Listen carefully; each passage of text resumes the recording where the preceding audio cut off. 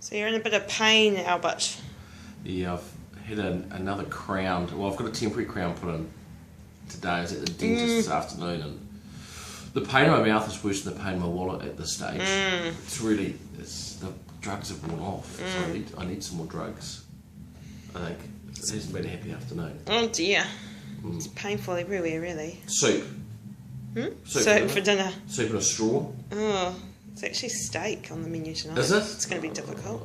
Can you blend a steak? Yeah, steak milkshake. That's if you're sort of in a rest home. Well, you're almost there. Matt did well last week, Matt and Andrew. I didn't watch it. Did you not watch it? Didn't watch it. He said that you had a cult following. Wow. That's very complimentary, I think. Well, it is, considering you've never been on this side of the camera. And it will remain that way, I think. Well, next week maybe we can swap on this side of the camera, but we should talk horses because people want to hear horses. Yeah, well, the Ellerslie track conditions last week were pretty bad, weren't they? Yeah. Well, Peter didn't stay did 5 or 6 would have suited most of our horses. Well, we went out for Silver Rod's race, and he ran 5th. He went well. He didn't really cope with the conditions at the start, but kept coming. He went well, but couldn't sprint in it. But we went out for his race, and there was so much water around that some of the puddles were like this deep, trying to get into the parade ring. So in the end, the horses just went straight to the bird cage. Not as much water as in Sydney, though. No, it looks pretty bad over there. Yeah, it does. I spoke to one of the owners that we've got in Sydney, and I said, it's pretty bad. He goes, it's been windy and wet and terrible, he said, but it's still better than a summer's day in Wellington. It's harsh. It's mean. So we've talked about Mighty Solomon. What about Seize the Moment?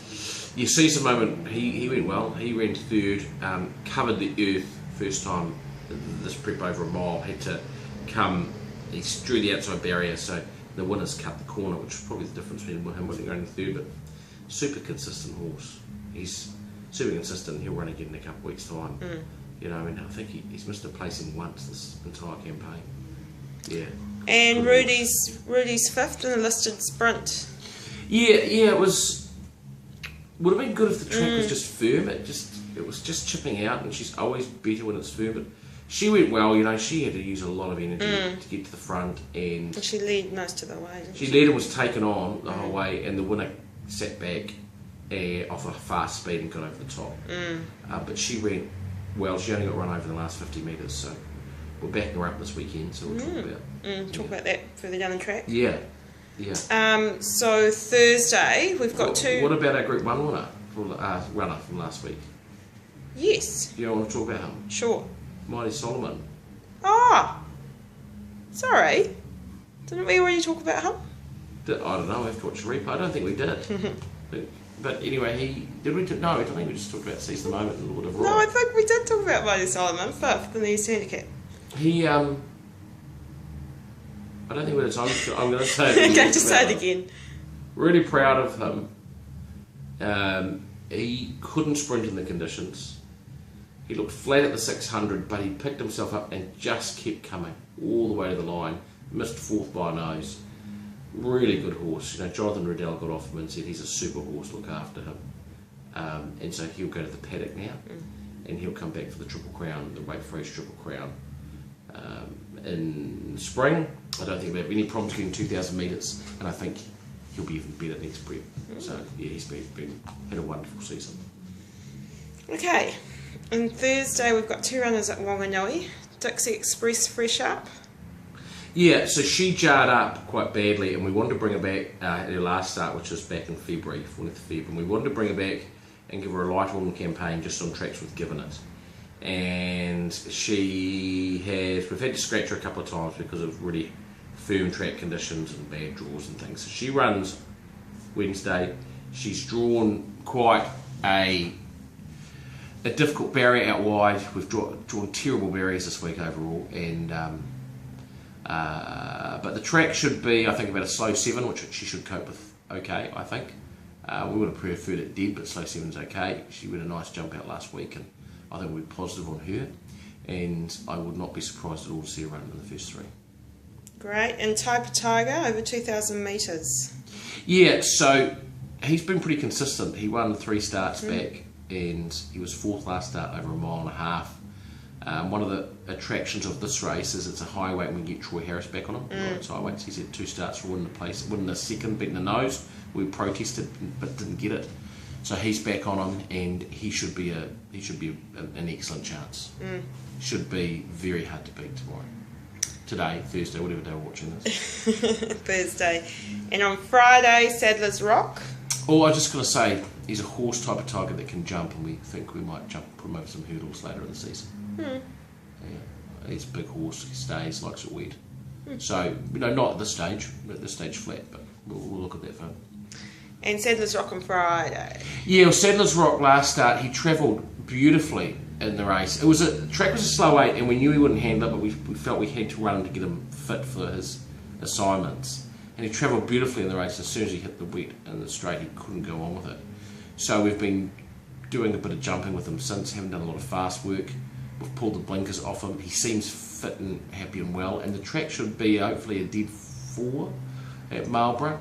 He's drawn wide again.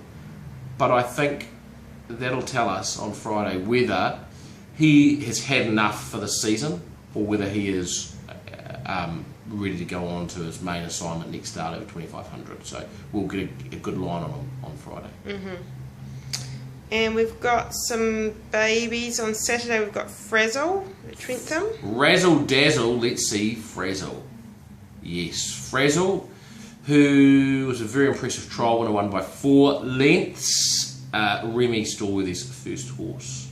Can you just remind us of the breeding? So she's by Ifraj out of Lavazza. So we called it the Cappuccino Syndicate because Lavazza coffee.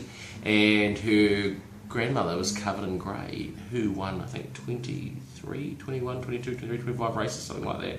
So it's a really, really good family.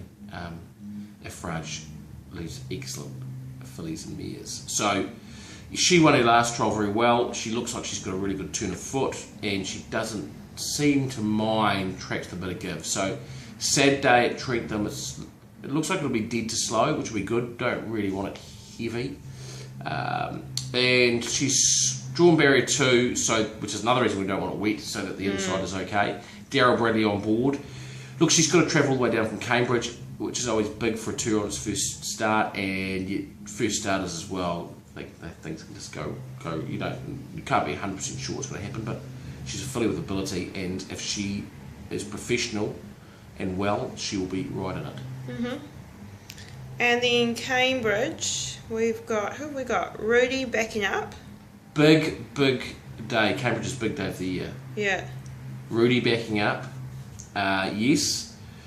So we just looked at options for her, and there's not a lot left, and it looks like it'll be a good 3 to dead 4 track on Saturday, and we want to take advantage of that. She's come through the race well. If anything, she should be improved for it, we think. We ran her in the Newmarket on the 26th of December and backed her up a week later in the Railway, and she went really well. She was beaten not far. So we think that the backup will be fine. She's bright and well. She's drawn wide. Barrier 10, which doesn't suit, but Danielle gets back on. And with 53 kilograms, if it's a good track, she can return to her winning form. And and another wide draw for Passing Shot in the Breeders' Stakes. 18. 18 of 18. 18 of 18. But an email from Donna Cameron telling us Sadler's Rock's running on Friday. He, as we know, is a very exciting horse. Won 3 in a row, won the Mr. Tiz Trophy, and then was beaten a nose by Vespa. And Opie was adamant if he'd seen Vespa coming, he would have beaten him. So he's the class horse of the field. 18 makes it tough because he's fresh up as well, so he's probably, while he's fit and well, fresh up if you've got to do a bit of work can be tough. But he'll be going forward from there. She's flawless, looks to have a lot of speed, and will probably try and lead, so we might end up outside it. As long as we don't get caught 3 wide, he has to be awfully hard to beat, and a very good chance of giving us another Group 1 for the season. That would be exciting, wouldn't it? Yeah, he's a good horse, and he's getting better. Okay, Mia's Choice unlikely to make the field. Same race. So right. She's 4th on the ballot. She's right up to group class and is fresh up, and we thought the 1200 would suit. But as a one-win horse, she's only had 4 starts. It was always going to be 50-50 whether she could make the field. She's drawn 5. If she does, she can run a good race if she makes the field, but it appears she won't, and will run a week later. And what about Lucky Country? Lucky Country, again, hasn't raced for a couple of months, so it's fresh up. She's running over 1,200 metres. She's drawn nicely in barrier 7, but 1,200 isn't really her go. So we'll just settle her wherever she's happy. Michael Bignabon, who rode her well last start, and we just want to see her hit the line. If she's hitting the line well, we'll be happy. And she'll like sort of good to dead track, also does well. Yeah. Okay, and we've got some Monday runners, but we haven't got the draws yet, have we? No, the fields aren't out. So we've got fields aren't out Thorn yet. Pass. Yes, a Thorn Pass, he'll run it at Awapuni. He was caught down on the worst going last start, couldn't get off the rail, ran 4th. He'll be a very big chance. And then a couple of debutantes at Avondale. Yeah, we've got 2-year-old filly No More Tears debuting at Avondale. She's a smart filly like Frazzle. She's had a win and a second like Frazzle from her 2 trials. Big field. It's a $20,000 race with a bonus. It's worth about 30 grand. And the way she's trialled up, if there is a bit of rain around, it shouldn't bother her. So she should go a really nice race on debut. And our little problem child, Sex Appeal, is also debuting over a mile. He's a colt, and he might be telling us he doesn't want to be a colt anymore, because one day he puts in a very good effort, and the next day he says, I'd rather look over the fence at other things. So we'll see what happens on Monday. If he puts his best foot forward, he certainly is capable of winning, but it's where his head's at is the key. And we definitely want a good track for him. No worse than probably a dead 4 or 5 for him. Yeah. Okay, it's a full program. It's a full program. It's busy. So we're sort of at that cusp of a lot of horses about to go for spells, and a few horses sort of like autumn and just waiting for the winter ones to come in. So it's all going to change over the next sort of 2 or 3 weeks. Yeah. Okay, well, good luck on your racing. Yeah, and hopefully we'll see a few people at Waikato on Saturday. Okay. Bye.